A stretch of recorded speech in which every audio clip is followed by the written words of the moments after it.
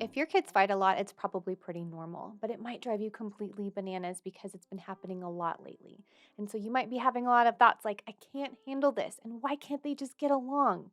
You might be having a lot of worries about their future relationships. And all of this is likely coming down to what you're making this mean about you. And their fighting is meaning something about you and your ability as a mom or what kind of mom you are. If you think this is true for you, then please stick around because I have a couple of things that I want to have you try to help you calm down and show up with them really intentionally and get creative to help problem solve whatever is going on with these kids.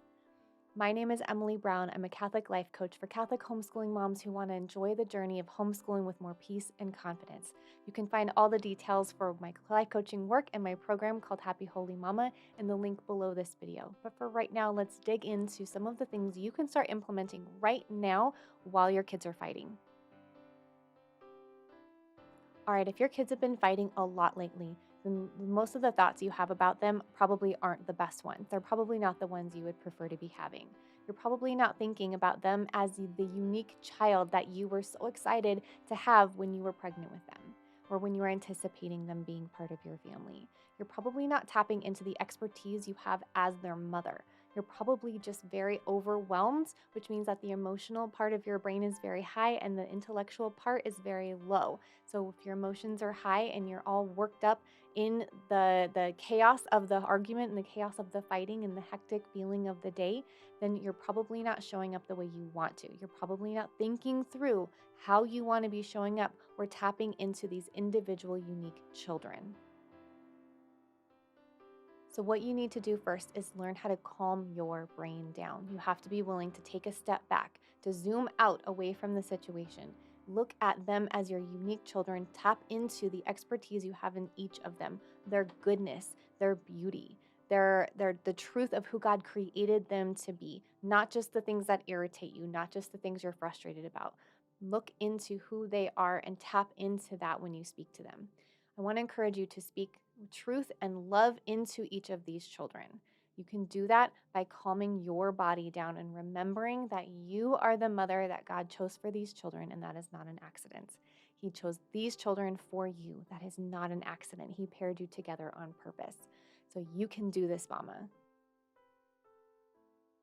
All right, so once you're calm and you're rooted into the truth of who each of these children are, then I want you to help them calm down as well. Separating them can be really helpful, helping them to calm down individually as needed, and then you can help them do the next thing, which is to put their relationship first. When you are calm, you can be much more creative. You can problem solve creatively. You can think outside the box. You can help them see the goodness in each other. If they come to an impasse and they cannot solve their problem with your help, then I want to encourage you to get creative about allowing them to solve it in their way, whatever that needs to look like. You get to put rules and restrictions around how they do that so it doesn't escalate into something physical, but I want to encourage you to also allow them to work it out the way that they want to work it out. When they are allowed to problem solve and get creative with each other, because mom's not going to solve it for them, then a lot of the times they can figure out how to do this for themselves, and that will serve them in the long run, so that the relationships that they want to have in the future that you're currently worried about because of this fight, they can actually improve those future relationships by working on those things together right now. One way to do this is by having a boundary around what it is you're willing to sacrifice so that they can work this out together. For my family, that means that we sacrifice time with those two kids as a family while they work that out.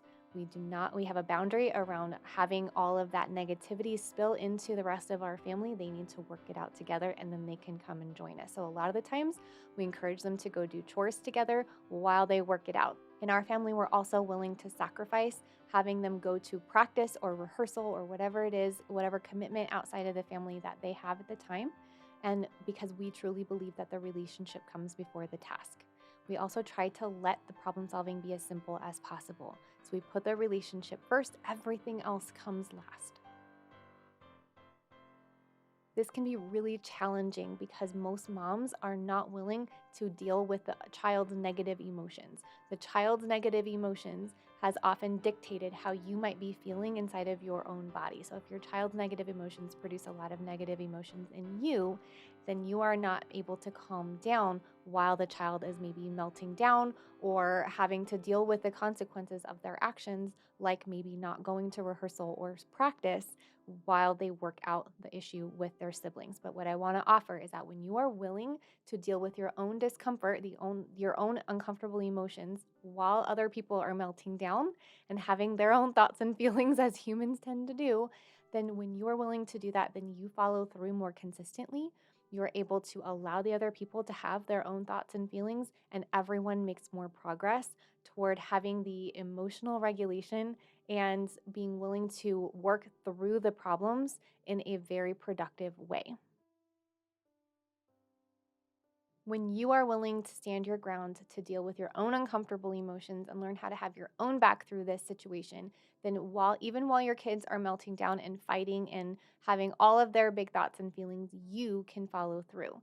You can start building trust with yourself, and then you start building trust with them as well. They start learning how to trust you, to do what you say you're going to do, and to follow through, which means that they are going to start believing you when you use this kind of thing again in the future. And this will happen faster and smoother every single time you're willing to do it. If this served you and you would like to know more about my life coaching work, you can go watch the free masterclass I have called The Intro to Loving Your Homeschool Life. There's going to be a link for that below this video. Go check out all the details for my program, the Happy Holy Mama membership. It is currently open for enrollment this week. We're going to be closing enrollment this Saturday, and we're going to be kicking off planning week next week inside the membership. It's only available to members inside the Happy Holy Mama membership, but we're going to be spending every single day next week for about an hour to an hour and a half planning out our year this year. So we're going to make excellent plans for our home and our homeschooling. We're going to prevent burnout. We're going to be talking about stress and overwhelm, and you're going to have access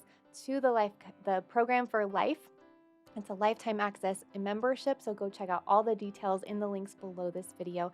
And if you have any questions, you can reach out to me for a consult call. Everything you're going to need to know is in the details of this video. And while you're down there, please like and subscribe to this channel so that you can get notified every single month when I release life coaching content geared specifically to your Catholic homeschooling lifestyle.